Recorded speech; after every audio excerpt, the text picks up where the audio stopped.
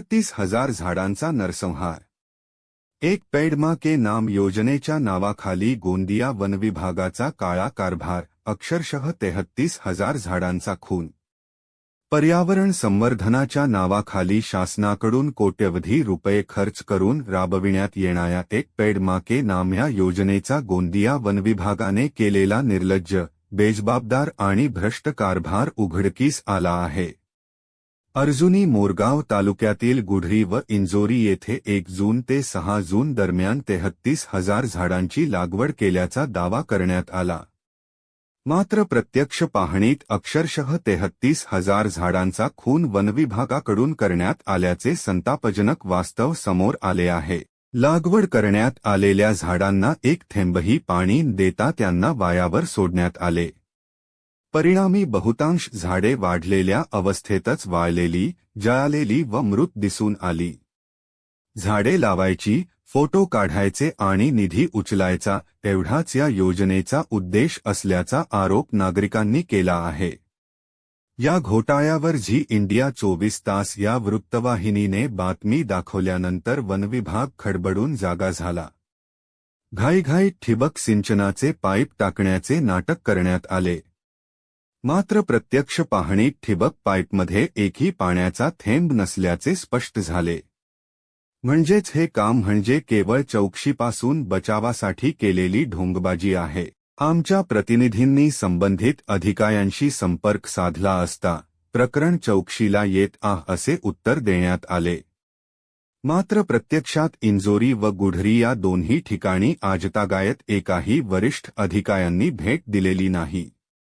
घटनास्थळी सर्वत्र स्मशान शांतता असून जबाबदारी झटकण्याचा प्रयत्न स्पष्ट दिसतो। या कथित वृक्षारोपणासाठी इंजोरी येथे 1,51,38,497 रुपये, गुढरी येथे 1,98,00,000 रुपये असा एकूण 3.5 कोटी रुपयांहून अधिक निधी खर्च झाल्याचे दाखवण्यात आले आहे। झाडे आहेत पण वाढलेल्या अवस्थेत, पाणी नाही, वनरक्षक नाही, मजूर नाही, देखभाल नाही, मग हा निधी नेमका कुठे गेला असा थेट सवाल उपस्थित होत आहे। हा निधी जमिनीत गेला की अधिकाऱ्यांच्या खिशात, याची तातडीने चौकशी होणे गरजेचे आहे। मातेच्या नावाने झाड लावण्याची संकल्पना असलेल्या योजनेचा असा निर्लज्ज अपमान कधीही झालेला नव्हता। येथे तर झाडे लावली पण त्यांना जगवले नाही, उलट अक्षरशः 33,000 झाडांची हत्या करण्यात आली आहे। हा प्रकार म्हणजे पर्यावरणाशी गद्दारी आणि जनतेच्या पैशांवर डल्ला मारण्यासारखाच आहे। जाळी ही फसवी, संरक्षणाच्या नावाखाली लूट।